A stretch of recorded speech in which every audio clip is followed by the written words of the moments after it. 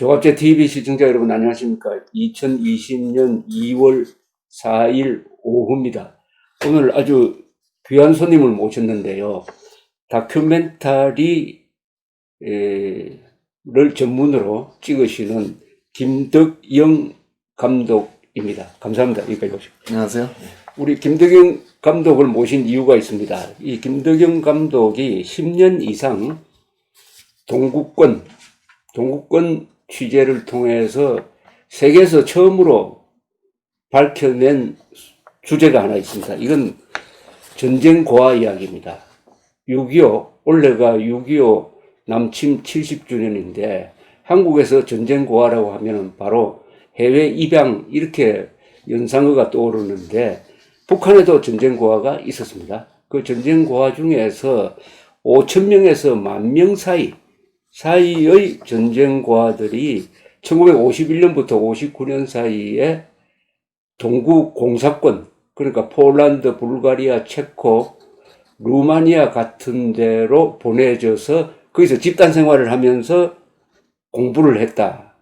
그 북한 전쟁 고아를 추적한 또 그런 전쟁 고아가 동구권에 일종의 위탁 교육을 받았다는 사실도 이번에 처음 알려진 겁니다. 더구나 이 사실을 추적하기 위해서 10년 이상 투입을 해가지고 이 영화를 드디어 완성해서 곧 개봉될 예정이고 그 영화 이름은 투 홈스, 영어로 투 홈스, 두 개의 고향입니다. 우선 김덕영 감독의 과거 경력을 제가 소개해드리는 것보다는 1965년생이니까 네. 55입니까? 네. 네. 그리고 KBS의 유명한 프로였던 일요 스페셜의 PD로 일하셨던 분인데 우선 김 감독님께서 자신을 좀 소개해 주십시오. 네. 안녕하세요. 네, 김덕영입니다. 여기 소중한 자리 이렇게 초대해 주셔서 다시 한번 진심으로 감사드립니다. 저는 다큐멘터리 영화로 이제 시작을 했다가 방송 쪽에 이제 우연히 이제 일할 수 있는 계기가 있어서 방송 다큐멘터리만 한 25년 정도 오래 했습니다. 하셨네요. 네. 그리고 그동안 이제 다큐멘터리와 글쓰기 작업을 좀 같이 했어요. 예. 그래서 그동안에 좀 여러 가지 좀 책도 좀 많이 쓰고 책도 여러 권 쓰십니다. 네. 예. 그 정도로 네. 예, 책 계속해요. 제목이 뒤늦게 발동 걸린 인생들의 이야기. 네. 세상은 모두 다큐멘터리였다. 그리스의 시간을 걷다. 이건 뭐 기행문입니까? 그리스? 뭐 철학에 관한 그러니까. 신화에 관한 얘기입니다. 하르퀴에겐 피트캣, 나에겐 통이동 스토리가 있다. 유레일 루트 디자인, 뒤늦게 발동 걸린 인생 2. 유레일 루트 디자인은 뭔죠? 이거는 기차 타고 제가 유럽만 다니면서 적었던 여행서죠.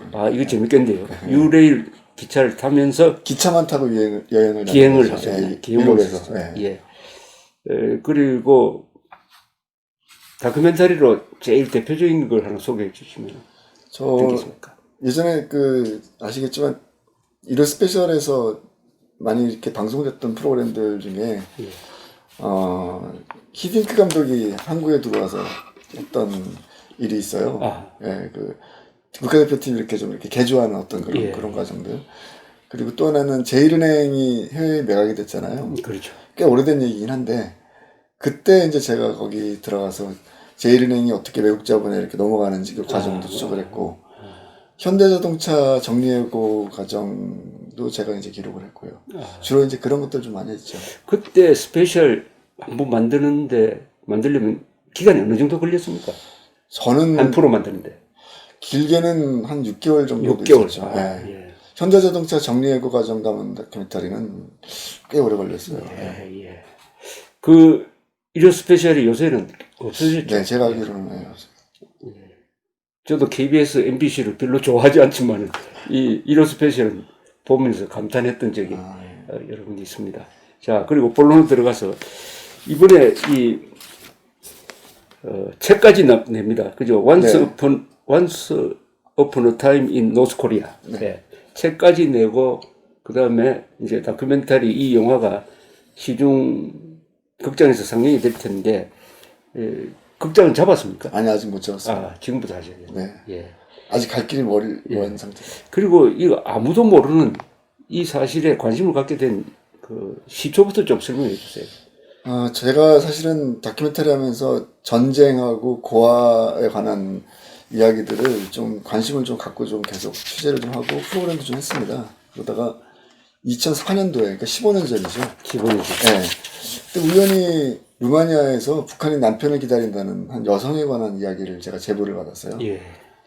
그래서 그 여성에 관한 취재를 하다 보니까 이분이 단지 북한 남편을 기다리는 게 아니라 예전에 북한 남편과 같이 학교에서 근무를 했다는 얘기를 들었어요. 예. 그래서 이제 흥미를 갖고 취업을 해보니까 오늘 저희가 이제 소개시켜드릴 북한 전쟁 고아들이 1950년대 초반에 예. 동유럽에 이주를 했고 그 숫자가 루마니아 같은 경우도 뭐 3,000명에 달할 정도로 예. 많았다. 루마니아 많이 갔구나. 네네. 그래서 이제 그거를 취재하다가 이 사실을 알게 됐고요. 예. 그리고 결국은 이제 루마니아뿐만 아니라 동유럽 5개 나라, 심지어는 뭐 몽골이라든가 동독, 중국까지도 이게 광범위하게 북한 전쟁 고아들이 이주했다라는 예. 그런 역사 사실을 접하게 됐죠. 예. 그러면 그 루마니아 여성분의 남편이 북한 사람이었어요? 네, 맞습니다. 근데 왜 헤어졌죠? 얘기가 좀 긴데요. 이 루마니아 여성과 조정호라는 당시 남편 이름이 조정호 씨였는데 예. 이 두 사람의 이야기가 결국 한국 현대사에 숨겨져 있는 어떤 북한의 실체를 갖다가 이해할 수 있는 어떤 열쇠 같은 거예요. 간단히 말씀드리면은 정상적으로 결혼을 했고 그래서 북한으로 이주를 합니다. 그런데 루마니아에서 만나서 결혼했어요. 네, 그렇죠. 루마니아에 있는 조선인민학교라고 하는 북한 아이들을 이주한 그 학교에서 만나게 됐죠. 그러니까 그때부터 이제 이 고아들하고 연결이 됩니다. 그렇죠. 예. 루마니아의 그 여성 제우르제타 미르체우라는 분인데 그분은 당시 미술교사였고 북한인 남편 조정호 씨는 당시 이제 이 전체 아이들을 관리하는 관리자, 교장 같은 역할을 파견된 사람이네. 그렇죠. 북한에서 파견돼 온 네. 사람이네. 예. 그래서 뭐 남녀가 또 이렇게 거의 뭐 10년 동안 이렇게 살다 보면은 그렇죠. 이렇게 또 좋아하는 감정도 생길 수 그렇죠. 있고 그래서 자연스럽게 연애를 했는데 당시에 이 러브스토리는 그러니까 이런 연애 행위 자체가 불법이었대요. 아, 동유럽에서. 당시 그러니까 소련의 영향을 받는 동유럽 국가들에서는 예. 사랑조차도 사실은 이게 불법이었죠. 통제 허가를 받아서 네. 연애를 해야 되네. 네네. 그 이유가 이제 1950년대 여러 가지 이제 냉전 체제다 보니까 첩보원들의 활동도 있고 막 이러다 보니까 그렇죠. 외부인들에 대한 어떤 경계심이 많이 있다 예. 보니까 이렇게 국경을 초월해서 사랑을 하는 거에 대해서 쉽게 허락을 안 했던 거죠. 예.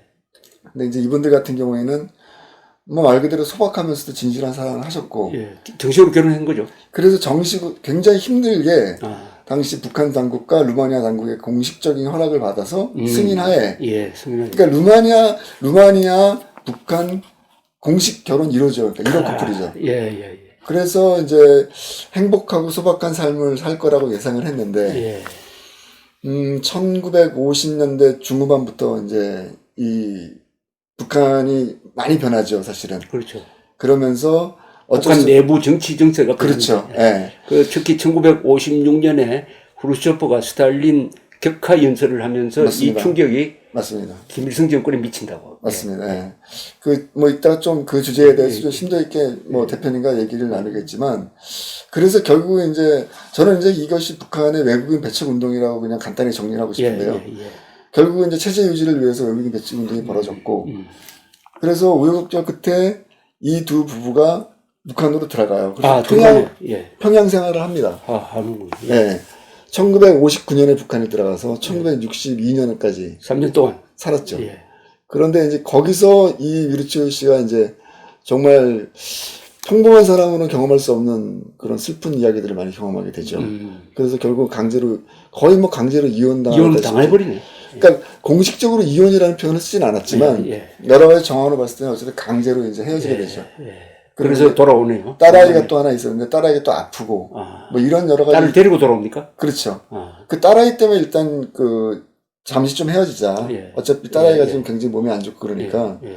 그런데 그게 이제 영원한 이별이 됐다. 그러면은 이 여자분을 만났습니까? 제가 2번 만났죠. 2번. 2004년도에 만나고 2004년이면은 할머니가 되어 있었겠네?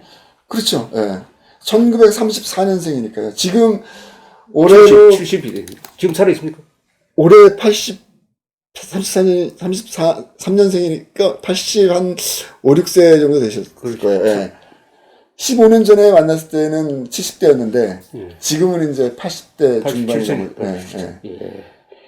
자, 그 이야기는 이제 그 이야기가 중요한 게 그럼으로써 이게 북한 고아의 존재가 이제 그렇죠. 감지된 거네. 그렇죠. 예. 제가 사실은 이 루마니아 할머니를 만날 때 말로만 말로만 이걸 확인할 수가 없어서 그 당시만 해도 15년 전만 하더라도 저도 사실은 좀 믿기가 어려운 역사적 사실이다 보니까 이 객관적인 역사적 실체를 찾는 작업이 굉장히 중요했습니다. 그래서 루마니아 부크레스트 대학서부터 시작해서 기록 보관서 뒤져갖고 결국은 찾아냈죠, 그 당시에. 예. 자, 그런데 그럼 한번 개요를 설명해 주십시오. 이 북한 고아 이슈에 대해서.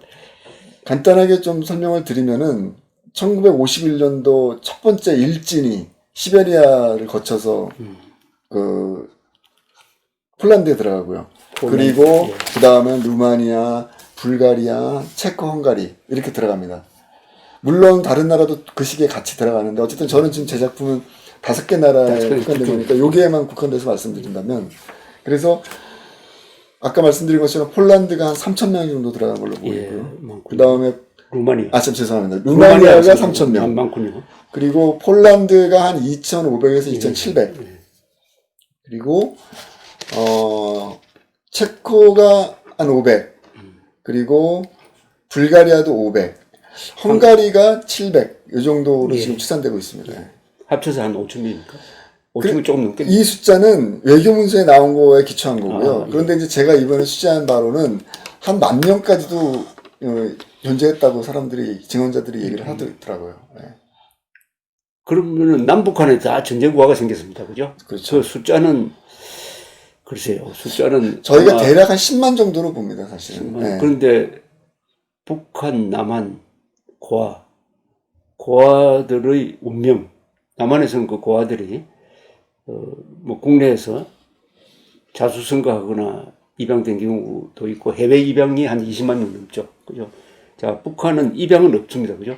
네. 북한은 해외 입양은 없는 대신에 요 시기에 5,000명에서 10,000명 사이의 아직도 전쟁이 지금 진행 중인데도 해외로 보냈다고 하는 것은 이 목적이 뭐죠? 이 아이들을 교육하고 보호하겠다는 차원이겠지? 일단 외부적으로는 1950년도가 이제 냉전이 시작이 되기 때문에 소련 입장에서 체제 경쟁에서 미국과 앞서야 된다는 어떤 그런 절박한 요구가 있었고요. 그래서 아시겠지만 뭐 인공위성 경쟁이라든가 과학기술 경쟁 여러 가지가 있었죠. 맞습니다.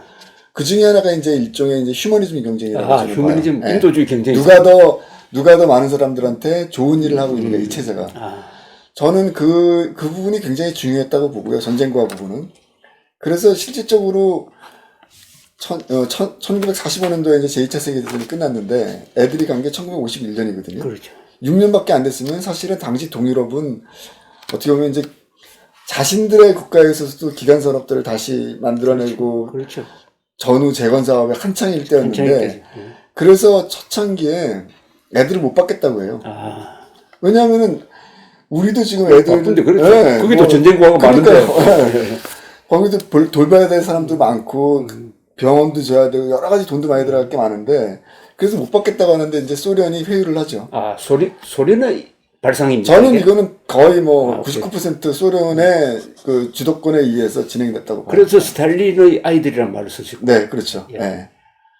그래서 이제 결국은 뭐 못 받겠다고 계속 하고 그러다가 이제 결국 소련이 군사적 압력과 그렇죠. 경제적 회유, 뭐 이걸 받으면 나중에 경제적으로 지원을 어떻게 할 테니까 이제 뭐 그런 맥락에서 이제 이 전쟁과 프로젝트가 시작이 되죠. 그러니까 김일성도 따라간 겁니다. 그죠? 그렇죠. 스탈린의 지도에. 김일성 입장에서는 굉장히 그 일거양득이죠. 왜냐하면 일단 어쨌든 북한 내에서 애들이 많이 발생을 했고 전쟁고아들이. 그렇죠. 얘네들을 수용할 수 있는 시설도 너무너무 부족한 상태였기 때문에 이 아이들을 어딘가가 누군가가 이렇게 보호해준다 그러면 마다할 이유가 없었고. 그러니까 어쨌든 당시에 전쟁이 진행 중일 때 이렇게 전쟁이 없는 곳으로 왔으니까 선택된 아이들입니다. 그럼요. 그러니까 부모들의 출신 성분이 좋다. 그렇죠. 출신 성분이라는 것은 사회주의적 출신 성분은 노동자, 뭐 농민의 그렇죠. 또는 6.25 때 공무원이었던 사람, 죽은 그렇죠. 사람, 예, 전사자 아들, 딸, 뭐 이런 사람들. 그렇게 보이죠. 그렇죠. 예. 그런 부류들이 대부분이었죠, 사실은. 그것을 뒷받침하는 자료나 뭐 이런 게 있습니까? 많이 찾았죠, 저희가. 예. 찾았어요. 네네. 아, 부모들은 어떤 사람? 가장 대표적인 게 불가리아에서 나온 자료 중에는 굉장히 세밀하게 기록이 돼 있어요. 이름, 그 다음에 뭐 이 아이가 어떤 특성이다. 그 다음에 사진하고 맨 마지막 칸에는 아버지의 이름과 직업이 적혀 있어요. 그게 학적부입니까? 일종의 학적부 생활기록부 이렇게. 그럼 학적부는 누가 적습니까? 그거는 당시 현지 교사들이 적었죠. 현지 교사들이라면 루마니아 사람들이 루마니아에서는 루마니아 사람들이 적고, 폴란드에서는 폴란드 사람들이 적고, 예, 알겠습니다. 그 다음에 불가리아에서는 불가리아 사람들이 적었죠. 그렇죠. 근데 거기에 이제 아버지의 직업이 노동자, 뭐 이런 식으로 나오는 경우들이 자, 많아요. 51년도에 보내지고 이 돌아간 게 59년입니까? 대략 그쯤으로 봅니다. 예. 아니 서서히 돌아갔습니까? 딱 끊어서 돌아갔습니까?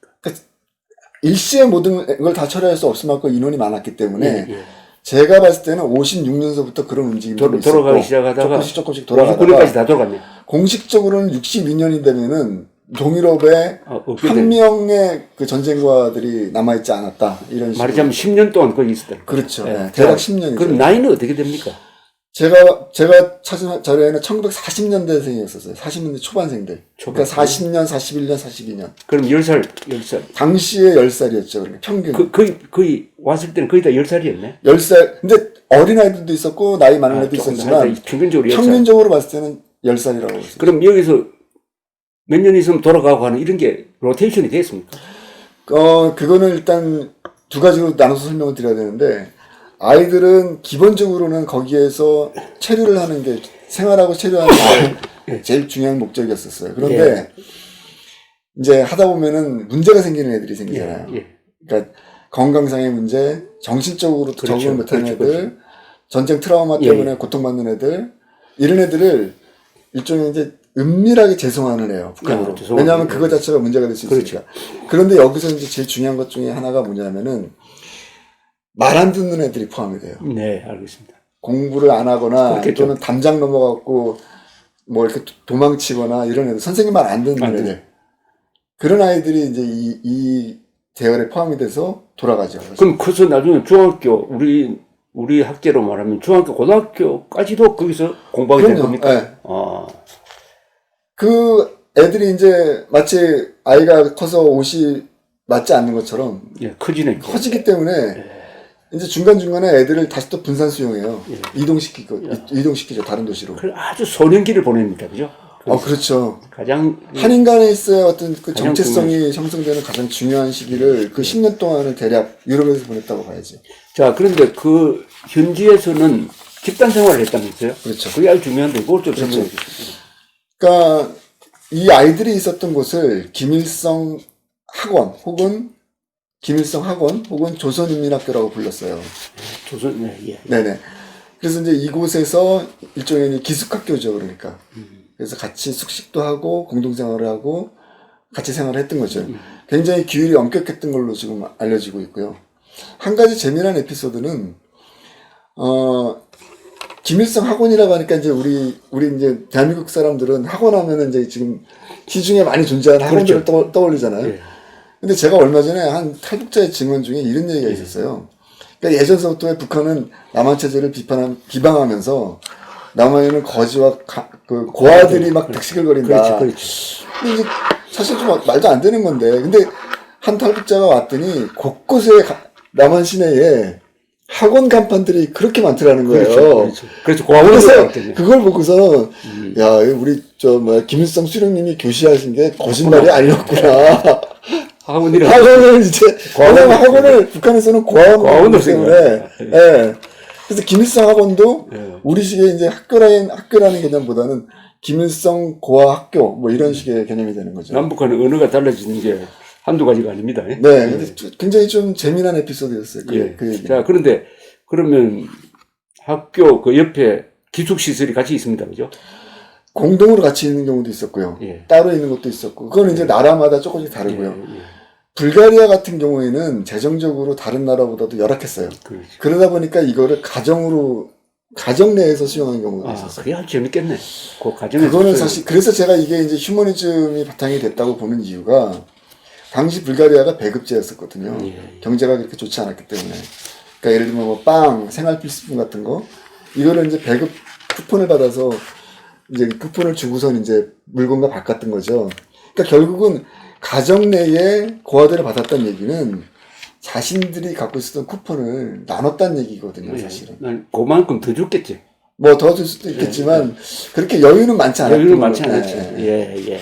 근데 그럼 집단 생활을 하면서 이제 공부를 시키는데 네. 공부를 시키려면은 교사가 있어야 되는데 교사는 북한에서 파견되어 오는 거죠. 기본적으로는 가장 중요한 사상 교육은 북한에서 직접 교사들을 파견했어요. 파견해서 하고. 그리고 현지인들이 예술 문화 교육을 했죠. 아, 양쪽 교육을 받았네.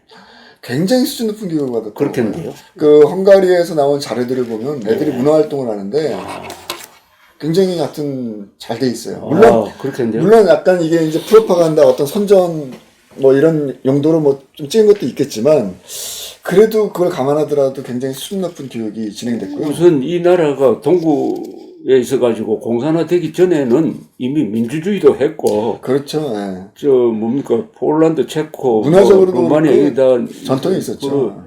주로 합스부르크 왕조 영향을 받아가지고 뭐 사실은 체코 같은 나라는 인류 국가였지. 예. 그게 이제 나치 침략받고 그렇죠. 그다음에 그 뒤에 이어가지고 또 스탈린 체제로 들어가면서 그렇죠. 많이 망가졌죠. 했지만은 그때 만약 북한에서 학생들이 와서 공부를 했으면 완전히 선진국이죠. 그렇죠. 예. 그렇기 때문에 아까 조금 이제 말씀드렸지만 김일성 입장에서 이 아이들을 보내는 게 외국의 선진 기술을 받아들인다는 것 그런 측면에서도 굉장히 효과가 있었던 것이죠. 어떻게 보면. 그리고 당시에 북한이 탄광 기술 개발이 굉장히 중요했대요. 탄광 기술. 네, 그렇죠. 왜냐하면 북한에 이제 풍부한 석탄 자원들이 있기 지금도 때문에. 마찬가지입니다. 네. 근데 이제 이거를 당시에 소련으로부터 많이 기술자들이 예. 들어왔다는 거예요. 그래서 이 김일성이 어떻게 보면은 일종의 외교적 줄타기 전략인데 소련에 편중되어 있는 기술 지원을 이제 동유럽 아이들을 통해서 예. 이제 좀 희석시키겠다. 그럼 균형을 맞추겠다. 그래서 주로 아이들이 갔던 곳들이 어떤 탄광이라든가 이런 기술들 쪽에 많이 좀 파견이 가서 들어갔더라고요. 기술을 익힌다. 네. 여기 참 동독이 빠져 있네. 동독 같은 경우도 포함이 되어 있는데요. 좀 이제 그거는 너무 이 방대해지는 것 같기도 하고 그다음에 가긴 갔구나. 갔죠. 예. 동독 같은 경우는 드레스덴에 갔어요. 제가 확인한 바로는. 근데 이제 영화가 좀 이제 동독이 들어가니까 좀 정리가 좀 안 되는 것 같기도 하고 그래서 동유럽 5개 나라 이렇게 한정시켰죠. 자, 그러면은 북한에서 파견된 교사들은 사상 통제, 김일성 말하자면은 교육, 개인 숭배 교육을 많이 했겠네. 그렇죠. 그 북한 교사들이 담당했던 게 언어, 한국어 교육, 한국어 교육, 그다음에 한국 역사 교육. 그러니까 혁명의 역사입니다. 이거. 그렇죠. 예. 그러니까 그들 말로는 조선 역사죠. 그러니까. 예. 그리고 조선의 헌법, 북한 헌법. 예. 그 3가지를 주로 담당했다고 합니다. 거기서 군사 훈련도 시켰어요, 애들한테. 그게 이제 어떻게 보면은 굉장히 좀 정말 특징적인 부분 중에 하나인데요. 루마니아에서 발견된 기록 영화 중에 35mm 기록 영화인데 기록 영화인데. 거기에 제가 깜짝 놀란 것 중에 하나가 애들이 열병을 해요. 예, 열병식을 하는 거. 네네. 뭐 제가 그 자료 드렸기 때문에 뭐 자료를 보실 수 있는데 거기 보면은 오늘날 그 왜 건군절이라 그러나요? 북한에서 그 김일성 그 광장인가 혁명광장에서 이렇게 애들이 아니라 군인들이 이렇게 일사불란하게 줄 맞춰갖고 행진을 하지 않습니까? 그 모습과 거의 흡사한 발차기 하듯이 막. 네, 거의 흡사한 그러니까 나치 독일 그렇죠. 파레이드 하는 거하고 비슷한 그런 자세로. 네. 저는 그거 보면서 굉장히 깜짝 놀랐어요. 거기서 그러니까 루마니아 와서까지 그렇게 철저하게 통제되었다 이거죠. 어떻게 보면은 남의 나라에 저거 지원받고 있는 거 아니에요, 사실은. 그런데 그런 곳에 가서도 자기 자신들의 그 사상에 대한 부분들은 엄격하게 일체 양보가 없었다는 거죠. 네. 그게 1953년에 기록된 기록 필름으로 제가 기억하거든요. 그러니까 뭐 종전 전이죠. 그러니까 한창 전쟁일 때 그때도 그렇게 이제 했던 거죠. 그거는 지금도 그런 사상 통제는 지금도 계속되고. 그렇죠. 자기들이 말하는 주체거든요, 이게. 그렇죠. 예. 우리는 우리 식대로 한다는 거거든요. 그렇죠. 그게 얼마나 철저했는지 그걸 보여주는 아주 결정적인 증거죠. 그게 북한 체제가 지금까지 버티고 있는 힘이라고 생각 안 됐습니까? 저는 그 부분에 대해서 전적으로 동감합니다. 예, 그렇죠. 그러니까 사실은 이 프로그램 하면서 저는 사실은 이 아이템을 15년 동안 계속 끌고 왔던 이유가 사실은 휴머니즘이었어요. 예. 어떻게 그 동유럽 사람들이 어려운 상황 속에서 북한 전쟁과들을 받았는가. 예. 저 같은 경우 휴머니즘으로 들어갔다가 북한 체제에 대한 역사성을 많이 진짜 실체를 깨닫게 되는 과정이었었거든요. 휴머니즘으로 들어갔다가 북한 체제의 본질을 보게 됐다. 그렇죠. 예. 그래서 지금 중요한 이야기입니다. 네, 지금 뭐 많이 아시겠지만 한국 사회에서 우리 사회에서 지금 이 통일에 관한 논의가 조금 낭만적으로 흘러가는 부분도 없지 않아 있는 것 같은데 결국 그거는 북한 체제를 제대로 모르기 때문에 그렇죠. 나오는 결론이거든요. 예. 그래서 뭐 정시현 전 통일부 장관은 북한이 경제적으로 발전하면 뭐 독재도 사라지고 남과 북의 교류도 그만큼 수월해질 것이다라는 그런 좀 말이 좀 안 되는 그런 좀 위험한 발언들도 이제 공개적인 석상에서 하고 계신데 저는 이 다큐멘터리를 꼭 보여드리고 싶어요. 북한 체제가 단지 그렇게 경제적으로 좀 지원이 된다 그래갖고서는 개방이 되고 그럴 체제는 아닌 것 같다. 이미 1950년대 초반부터 남의 나라에 어떻게 보면 빌부터 사는 아이들한테 그런 사상교육을 시켰다는 거는 그렇죠. 세계 역사에서 전례를 찾아볼 수 없는 맞습니다. 케이스거든요. 이 말 들으니까 신상옥 감독이 하던 이야기가 생각납니다. 신상옥 감독이 여기 한국으로 탈출해서 말년을 보낼 때 제가 자주 만났어요. 그분이 이런 이야기를 하더라고. 자꾸 통일 하는데 북한에 가서 그 김일성 무슨 혁명박물관인가 그걸 한번 보면은 정신이 번쩍 들 거라고. 절대로 통일이 안 된다고. 그건 왜 그런가요? 거기에 전시되어 있는 게 김일성이가 뭐 옛날에 앉았던 자리, 뭐 김일성이가 쓰던 삽 같은 거 이런 것까지 다 전시해 놓았는데 개인 숭배가 얼마나 철저한지 그걸 모르고 통일한다고 그렇게 이야기하더라고요. 바로 지금 이야기하고 똑같은 이야기예요. 같은 맥락이죠. 그 제 영화에서 이따가 또 말씀드리겠지만 1956년도에 저는 1956년도가 중요합니다. 굉장히 중요한 시기라고 보거든요. 북한을 이해하는데. 왜냐하면은 1956년도에 헝가리에서 혁명이 일어나고요. 그렇습니다. 예. 그리고 자유화 혁명이죠. 반소비에트. 그러니까 1953년도 그 스탈린 사후에 아까 말씀하셨던 대표님 말씀하셨던 후르츠프가 집단 그죠 개인 숭배 같은 거 이제는 하지 말자. 그렇죠. 집단주의 체제를 바꾸자. 자 이러면서 이제 서구에서 이런 움직임들이 벌어지는데 그 가장 대표적인 게 헝가리 56년도 혁명. 그다음에 그렇죠. 역사에는 많이 알려져 있지 않지만 폴란드에서도 비슷한 있었습니다. 자유혁명이 있었어요. 시도가 있었어요. 있었죠. 예. 그런데 이 혁명에 아이들이 참여를 해요. 그래요? 북한 아이들이. 어떻게? 물론 이제 그 불법이죠. 그러니까 무단으로 참가를 하는 거죠. 당장 그때 같으면 이 아이들 나이가 15살, 16살 때니까 그렇죠. 충분히 그럴 수 있겠네요. 그럼요. 예. 그리고 뭐 나이 좀 더 많은 애들은 거의 20대 초반인 애들도 있을 수 있으니까 딱 10살짜리만 있었던 게 아니기 때문에 예.